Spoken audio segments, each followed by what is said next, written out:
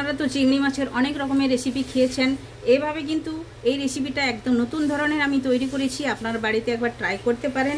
তা আমি আজকে বানিয়েছি কচু পাতায় চিংড়ি মাছ আলু দিয়ে চচ্চড়ি। তো কেমন হবে আমি বানিয়েছি পুরো ভিডিওতে গিয়ে দেখে নেওয়া যাক।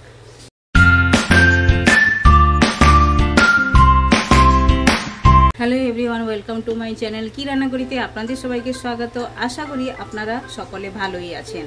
তো আমি আজ একটি রেসিপি আপনাদের সঙ্গে শেয়ার করব, যেটা বানানো তো একদম ইজি, খেতে কিন্তু দুর্দান্ত স্বাদের হয়ে থাকে।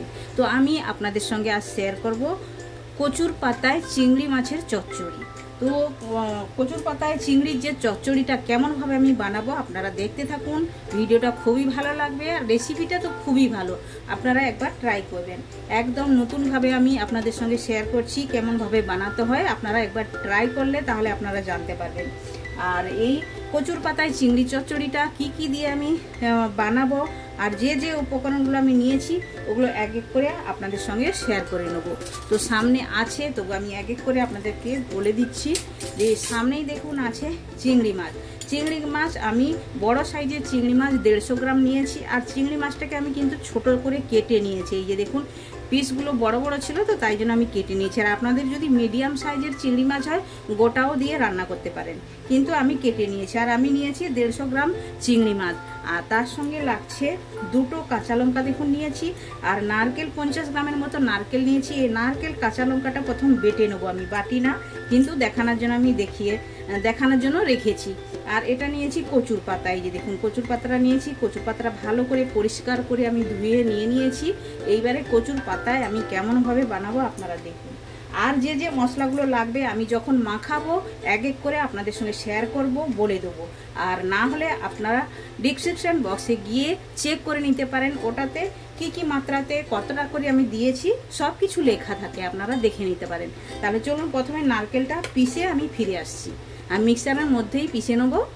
তো দেখুন মিক্সারের আমি ডাব্বাটা নিয়ে নিয়েছি, এটার মধ্যে নারকেলটা দিয়ে দিলাম। আমি এটাতে জিরে গুঁড়ো করেছিলাম, তাই জন্য এরকম দেখাচ্ছে, কোনো অসুবিধা নেই। তো নারকেলটা আমি পেস্ট করে নিয়ে ফিরে আসছি।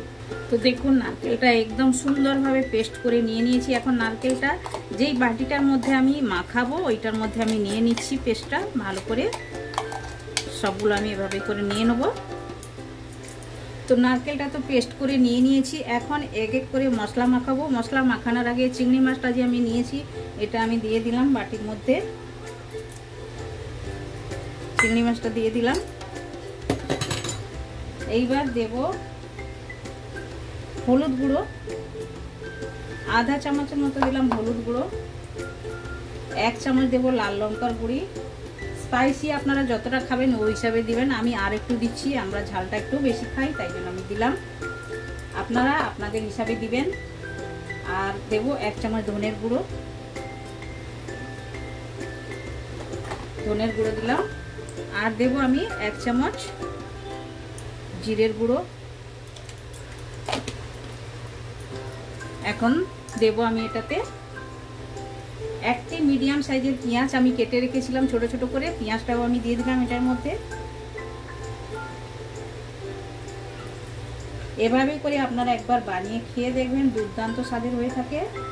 আর একটু দিলাম টমেটো, একটু এখন দিলাম, একটু আমি উপর থেকেও দেব। আর যাবে 2টো আমি আলু কুচিয়ে নিয়েছি, আলুটাও দিয়ে দেবো এটার মধ্যে,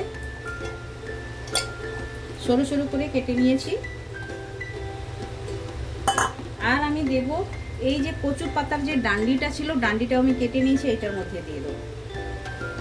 ডান্ডিটা কেটে আমি একটু লেবুর রস মাখিয়ে রেখেছিলাম, যদি মানে কাটে তো না, যদি মানে গলাতে লাগে, গলা ধরে, তাই জন্য আমি একটু লেবুর রস মাখিয়ে রেখেছিলাম।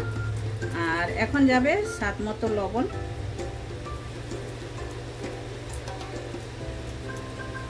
লবণটা দিলাম। এখন যাবে সরিষার তেল। তো সরিষার তেল আমি 2 চামচের মতো ভরে দিয়ে দেবো। আর একটু নামানোর সময়ও দেব। এখন আমি 2 চামচের মতো দিয়ে দিলাম। দিয়ে এখন আমি এটা ভালো করে হাতের সাহায্যে মাখাবো। আমি এভাবে চামচ দিয়ে মাখালে হবে না, হাতের সাহায্যে মাখিয়ে নেবো ভালো করে।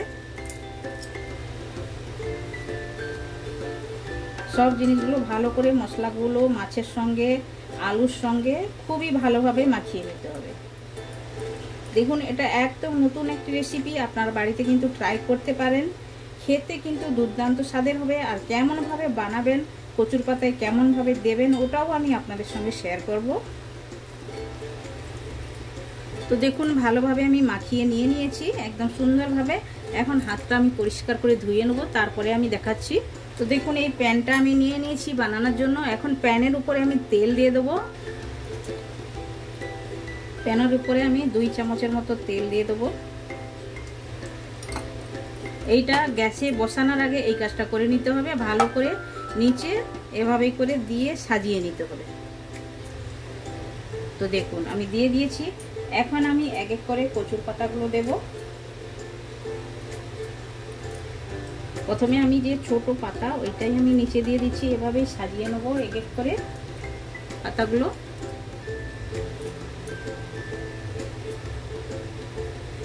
ভালো করে এভাবেই করে সাজিয়ে নিতে হবে।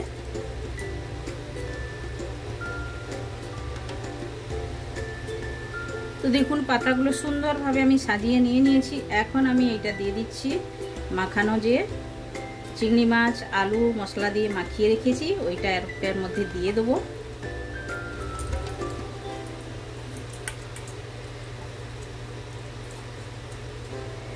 দিয়ে ভালো করে এভাবে মিলে দিতে হবে, ভালোভাবে এভাবেই করে দিতে হবে। এখন উপর থেকে 2-4টে টমেটো এভাবেই ছড়িয়ে দেবো, দেখতেও ভালো লাগবে। আর টমেটোর যে রসটা বেরোবে ওটাতেই এটা সেদ্ধও হয়ে যাবে আর ভালোভাবে মানে তৈরি হয়ে যাবে রেসিপিটা। টমেটো থেকে একটু জল বেরোবে, একদম সুন্দরভাবে তৈরি হয়ে যাবে। দিয়ে দিলাম। এখন উপর থেকে 2 থেকে 3টি চেরা কাঁচা লঙ্কা এভাবে দিয়ে দেবো।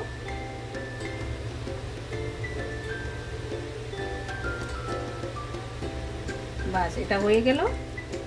এখন গ্যাসটা চালু করব আমি। আর এই সাইডে যে পাতাগুলো আছে এভাবেই কিন্তু এভাবে মুড়ে এই সাইডে করে দিতে পারবো, দিয়ে একটা আমি ঢাকনা লাগাবো। তো দেখুন গ্যাসটা আমি চালু করে দিয়েছি আর 1 মিনিটের জন্য গ্যাসের ফ্লেমটা একটু বাড়িয়ে রেখেছি, যেটা এইভাবে গরম হয়ে যায়। এইবারে আমি ঢাকনা চাপা দিয়ে দিলাম, দিয়ে গ্যাসের ফ্লেম একদম সিমতে করে দিতে হবে যত সময় পর্যন্ত না এটা তৈরি হয়ে যায়। মানে এটা তৈরি হতে কমসে কম 20 থেকে 25 মিনিট লাগবে। তো 15-20 মিনিট পরে একবার খুলে দেখবো কতটা হয়েছে। তার না হলে যদি বাকি থাকে তখন আবার গ্যাসটাও মানে একটু সময় বাড়িয়ে দেবো সময়। তাহলে চলুন ফিরে আসছি 15 থেকে 20 মিনিট পরে। তো দেখুন 15 থেকে 20 মিনিট হয়ে গেছে। এখন ঢাকনাটা খুলে দিলাম, দেখুন সাইডে একদম সুন্দরভাবে হয়ে গেছে। এই যে দেখুন একদম একদম নিচে জলেও না আর একদম পারফেক্টভাবে হয়ে গেছে। আর একটা আলু আমি আপনাদেরকে দেখাচ্ছি, দেখুন আলুটাও ভালোভাবে সেদ্ধ হয়ে গেছে। একটা চামচের সাহায্যে দেখাচ্ছি, দেখুন দেখুন আলুটাও ভালোভাবে সেদ্ধ হয়ে গেছে, সুন্দরভাবে হয়ে গেছে। তাহলে চলুন এখন আমি প্লেটিং করে আপনাদেরকে দেখাচ্ছি। তো চিংড়ি মাছের কচু পাতায় আলু দিয়ে চচ্চড়িটা আমি আপনাদের সঙ্গে শেয়ার করলাম। দেখুন দেখতে যতটাই সুন্দর লাগছে খেতে অতটাই টেস্টি। এইটা গরম গরম ভাতের সঙ্গে খুবই ভালো লাগবে। আপনারা বাড়িতে একবার ট্রাই করতে পারেন রেসিপিটা। আর বানানো তো একদম ইজি, আমি ইজিতে আপনাদেরকে বানিয়ে দেখিয়েছি। আর এইভাবে শুকনো শুকনো করে বানিয়ে নেবেন, ভাতের সঙ্গে একদম দুর্দান্ত স্বাদের লাগবে খেতে। আপনারা কিন্তু বাড়িতে একবার জরুর ট্রাই করুন, বানান, খান। আর কমেন্ট সেকশনে গিয়ে কমেন্ট করে আমায় বলুন আপনাদের এই রেসিপিটা কেমন লেগেছে। ভালো লেগে থাকলে লাইক শেয়ার কমেন্ট করবেন। যারা এখনো পর্যন্ত চ্যানেলটি সাবস্ক্রাইব করেননি প্লিজ চ্যানেলটি সাবস্ক্রাইব করে নেবেন, বেল আইকন অবশ্যই প্রেস করবেন, তাহলে নিত্য নতুন রেসিপি আপনারা সঙ্গে সঙ্গে দেখতে পাবেন। আবার দেখা হচ্ছে নতুন কোনো রেসিপির সঙ্গে। সবাই ভালো থাকবেন, সুস্থ থাকবেন। আপনারা আপনাদের কিমতি টাইম আমায় দেওয়ার জন্য আপনাদেরকে অনেক অনেক ধন্যবাদ।